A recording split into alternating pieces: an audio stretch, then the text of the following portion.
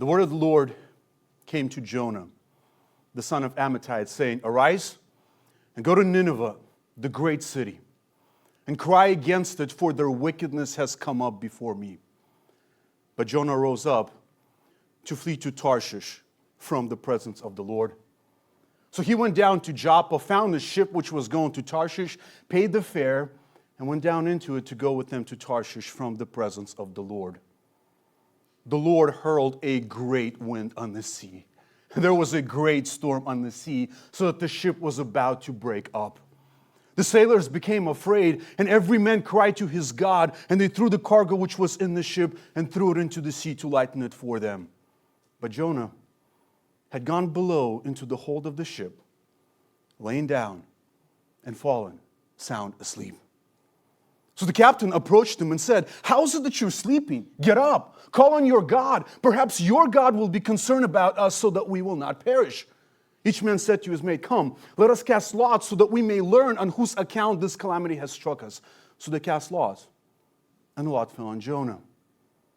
And the man said to Jonah, "Tell us now on whose account this calamity has struck us.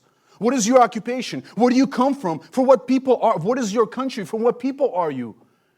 He said to them, "I am a Hebrew, and I feared the Lord God of heaven, who made the sea and the dry land." Then the men became extremely frightened, and they said to him, "How could you do this?" For the man knew that he was fleeing from the presence of the Lord, because he had told them. So they said to him, "What should we do to you so that the sea may become calm for us?" He said to them, for the sea was becoming increasingly stormier, so he said to them, "Pick me up and throw me into the sea. Then the sea will become calm for you, for I know that on account of me this great storm has come upon you." However, the men rowed desperately to return to land, but they could not, for the sea was becoming even stormier. Then they called on the Lord and said, "We earnestly pray, O Lord, do not let us perish on account of this man's life, and do not put innocent blood on us, for you, O Lord, have done as you have pleased." So they picked up Jonah, threw him into the sea, and the sea stopped its raging. Then the men feared the Lord greatly, and they offered a sacrifice to the Lord and made vows. And the Lord appointed a great fish to swallow Jonah, and Jonah was in the stomach of the fish 3 days and 3 nights. Then Jonah prayed to the Lord his God from the stomach of the fish and said, "I called out of my distress to the Lord, and he answered me. I cried for help from the depth of Sheol. You heard my voice. For you had cast me into the deep, into the heart of the sea, and the current engulfed me. Oh, your breakers and billows, they passed over me. So I said, I have been expelled from your side. Nevertheless, I will look again toward your holy temple. Waters encompassed me to the point of death. The great deep engulfed me. Weeds were wrapped around my head. I descended to the roots of the mountains. The earth with its bars was around me forever. But you have brought up my life from the pit, O Lord, my God. While my life was fainting away, I remembered the Lord, and my prayer came to you into your holy temple. Those who regard vain idols forsake their faithfulness, but I will sacrifice to you with the voice of thanksgiving. That which I have vowed, I will pay. Salvation is from the Lord." Then the Lord commanded the fish, and it vomited Jonah up unto the dry land.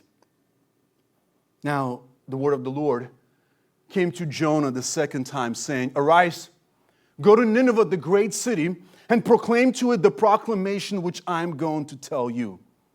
So Jonah arose and went to Nineveh, according to the word of the Lord.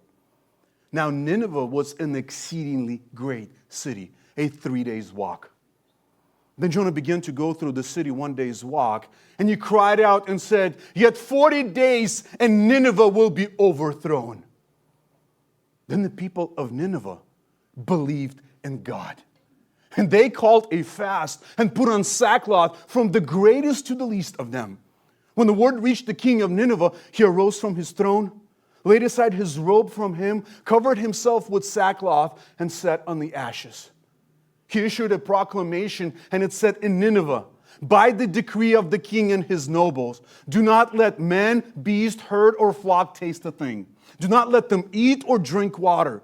But both man and beast must be covered with sackcloth. And let man call on God earnestly, that they may turn from their wicked ways and from the violence which is in their hands. Who knows? Perhaps God may turn and relent and withdraw his burning anger. When the Lord saw their deeds, that they turned from their wicked ways, then God relented concerning the calamity which he declared he would bring upon them, and he did not do it. But it greatly displeased Jonah, and he became angry. He prayed to the Lord and said, please, Lord, was not this what I said while I was still in my own country? Therefore, in order to forestall this, I fled to Tarshish. For I knew that you are gracious and compassionate God, slow to anger and abounding in loving kindness, and one who relents concerning calamity. Therefore now, O Lord, please take my life from me, for death is better to me than life. The Lord said to Jonah, do you have good reason to be angry? Then Jonah went out from the city and sat east of it. There he made a shelter for himself and sat under it in the shade until he could see what would happen in the city. So the Lord God appointed a plant, and it grew up over Jonah to be a shade over his head to deliver him from his discomfort. And Jonah was extremely happy about the plant. But God appointed a worm when dawn came the next day, and it attacked the plant and it withered. When the sun came up, God appointed a scorching east wind, and the sun beat down on Jonah's head so that he became faint and begged with all his soul to die, saying, death is better to me than life.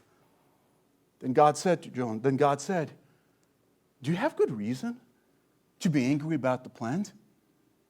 And he said, I have good reason to be angry, even to death. The Lord said, you had compassion on a plant for which you did not work and which you did not cause to grow, which came up overnight and perished overnight. Should I not have compassion on Nineveh, the great city, in which there are more than 120,000 persons who do not know the difference between the right and left hand, as well as many animals?